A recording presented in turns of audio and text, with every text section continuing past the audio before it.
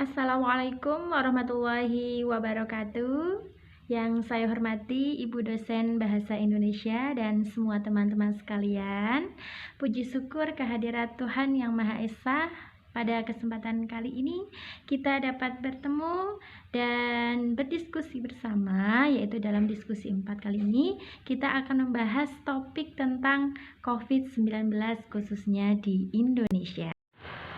Lalu, apakah virus corona itu? Virus corona ini adalah virus yang menyerang sistem pernafasan. Nah, di sini menyerang seluruh manusia, baik anak-anak, bayi, dewasa, orang tua, dan lansia. Virus corona itu pertama ditemukan di Wuhan, Cina pada akhir Desember 2019. Nah, ini pertama kali di Wuhan, kemudian menyebar ke seluruh negara termasuk di Indonesia. Apa saja sih gejala yang ditimbulkan dari virus corona ini? Virus corona ini gejalanya seperti flu, batuk ringan, batuk kering, kemudian ada sesak nafas, bahkan ada juga yang mual, muntah, bahkan sampai diare. Kemudian, dampak apa sajakah yang ditimbulkan akibat pandemi COVID-19 ini? Yang pertama, dampak terhadap masyarakat. Yang kedua, dampak terhadap perekonomian. Dan yang ketiga, dampak terhadap pendidikan. Lalu apa sajakah dampak terhadap masyarakat?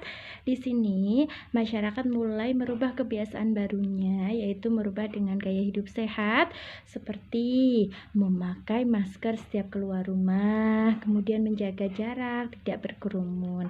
Dan yang kedua, dampak untuk perekonomian. Di sini terlihat jelas sekali nggih, perekonomian di Indonesia abad COVID-19 ini menurun. Jadi investasi menurun karena terhambat COVID, kemudian produksi-produksi baik itu dari produksi rumahan seperti makanan, karena daya jual atau daya belinya menurun sehingga produksi-produksi pun ikut menurun.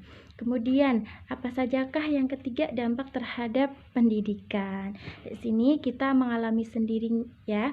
Jadi dampak sendiri terhadap pendidikan itu kita juga mengalaminya, seperti bagi pelajar kita harus menggunakan dawai atau Android yang canggih ya. Kalau misalkan anak tersebut atau pelajar tersebut sendiri mempunyai waktu atau mempunyai uang lebih untuk membeli Android, tapi jika mereka yang kekurangan pastinya akan kesulitan, seperti misalnya saat mengupload tugas mereka meminjam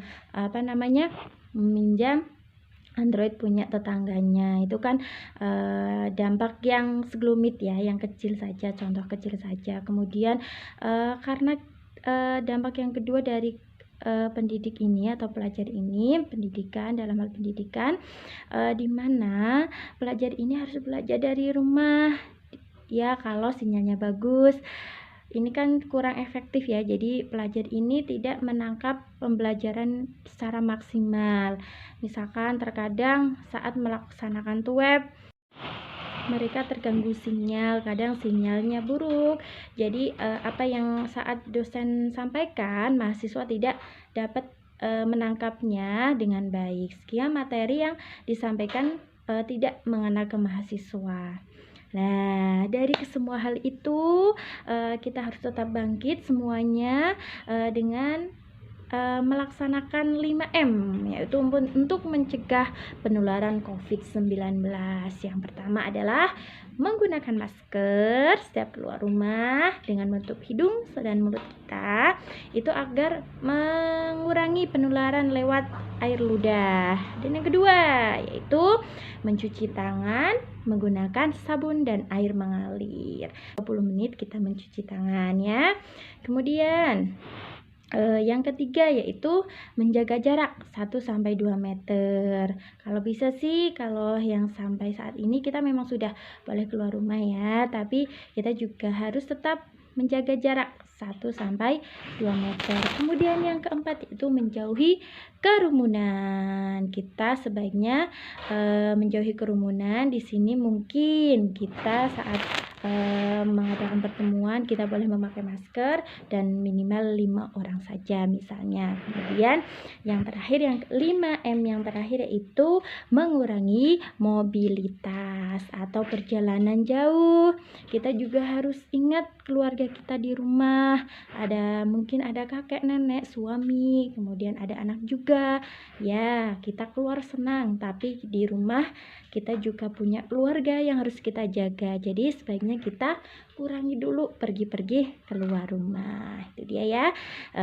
Selain dari 5M tadi, kita juga bisa menambah dengan mengkonsumsi vitamin C. Terima kasih. Demikian paparan gagasan topik COVID-19 khususnya di Indonesia dari saya. Semoga kita sehat semuanya dan semangat untuk belajar. Salam kenal juga ya buat teman-teman semuanya, buat dosen juga. Kemudian saya ucapkan terima kasih. Semoga yang saya sampaikan bermanfaat. Wassalamualaikum warahmatullahi wabarakatuh.